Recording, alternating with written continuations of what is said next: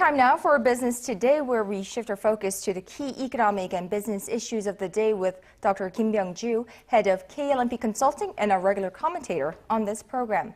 Hello, Dr. Kim. Hi. Well, happy Labor Day to you. Same to you, too. We're both working today. All right. The National Assembly was actually working yesterday. They were actually very productive. They passed 53 bills, which can bring major changes to the nation's corporate realm, yes? Right, indeed. 53 new laws. Of course, passing many laws doesn't exactly mean that National Assembly is doing the right job, but at least they were showing some results. And indeed, among the 53 new laws, there are very important ones included, and that's what we want to take note of. For instance, the issues that we talked about before, laws on subcontracting that will actually pick out the illegal wrongdoings in terms of chaebol companies exercising excessive power over their subcontractors.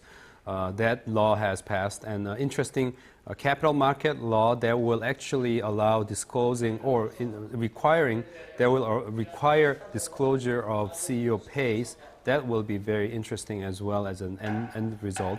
And also an issue that we talked about recently, the requiring the retirement age at the age of 60, which is a major change for Korea as well. In addition to those, also the real estate market policies, the laws that support new real estate market policies, such as local tax exemption law that actually will exempt the acquisition tax for those people who are buying their houses for the first time in their lives, and also the tax exemption law, national tax exemption law, that will actually allow exemption of the property transfer taxes for the next 5 years for those housings that meets the overall conditions. So major economic laws that passed yesterday, so I think it's important for us to take a look at some of the details. Now, one of the new laws passed, lifts the retirement age to 60. Right. That's been, quite a debate here in the nation. Now, how will this affect the Korean businesses? I'm sure they're facing a bit of pressure. For business, it's a major new burden for sure. There's no question about that, especially because the law did not really mention the absolute need to change their wage structure as a whole. As we discussed about a week ago, the peak wage system is something that Korean business really needs in order to kind of ease out the overall burden of those retaining people until the age of 60. But that is not mentioned as specifically required in the new law. It only offers the condition under which the management on one hand and labor on the other could actually talk about, and it offers the overall procedure through which they will come up with a new agreement for adjusting wage. So because of that, Korean business faces overall big burden in that sense, and plus on the top of that, the implementation timing of it. Now, the large businesses that have more than 300 people or larger, they'll have to actually implement this new regulation starting from the January 1st, 2016. And many in the business seem to believe that's a little bit too early, that's moving a little bit too quick. So indeed, there are important adjustments that needs to be made in the business and the corporate world, but still the implementation of it seems to be coming pretty soon. That's why the business feels great pressure now. Now, the Assembly also passed a new law on outsourcing. Right. And we've been hearing quite a lot of skepticism about this law. Yeah, that is the core, the essence of the skepticism is this.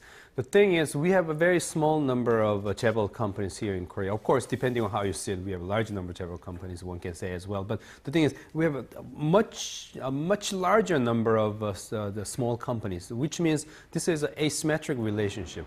That means if a company, the smaller side of the company, takes one of the chaebol companies to the court, what happens after that to their business? Which means a lot of people seem to believe these small companies just can't afford to take large chaebols to courts if they consider their ongoing business into the future. This is a reputation factor, meaning that these smaller guys just can't afford to challenge the big guys. And there isn't enough of preparation or other conditions provided, such as making these smaller companies anonymous, perhaps. That could help, some people say. But that is not included in the new law. So without this anonymous conditions and all that, they're saying, there's no, they don't seem to see many small companies gutsy enough or courageous enough to take big companies, several companies to the court. That's why I'm saying this is a little bit unrealistic indeed. So indeed, more actions needs to be taken in order to make this law itself kind of more realistic and plausible.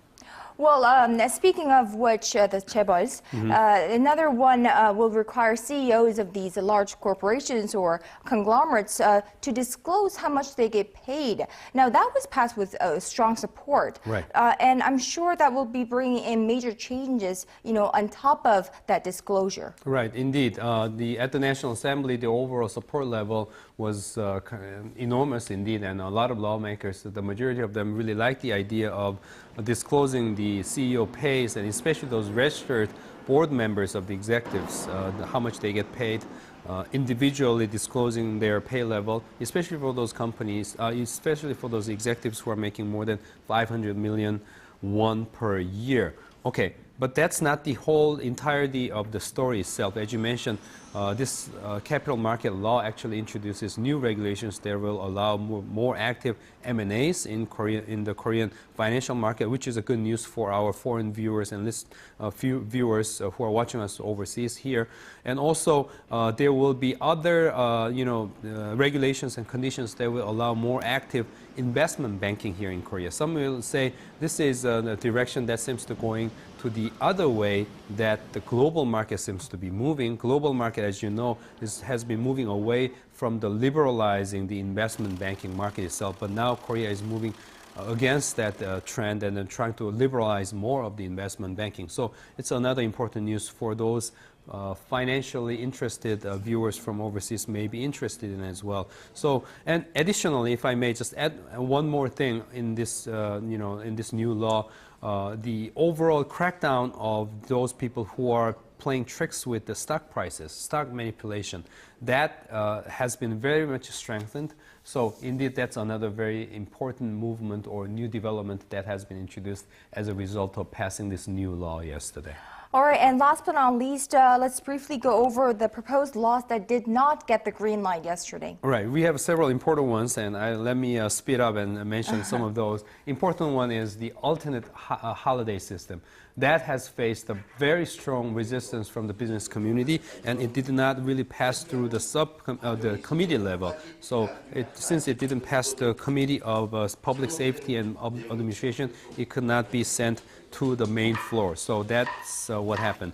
Another one is national pension law. Actually, there was a movement to introduce a new law that will actually allow, requiring Korean government to pay the pensioners no matter what happens to the pension fund itself.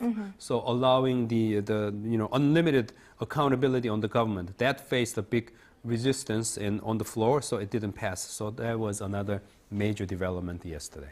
All right, we'll have to wait and see how those bills or laws get passed or not in the future, and how those that passed gets well implemented in the Korean society. All right, thank you, Dr. Kim Byoung-joo, for today. We'll talk to you tomorrow with more. Okay.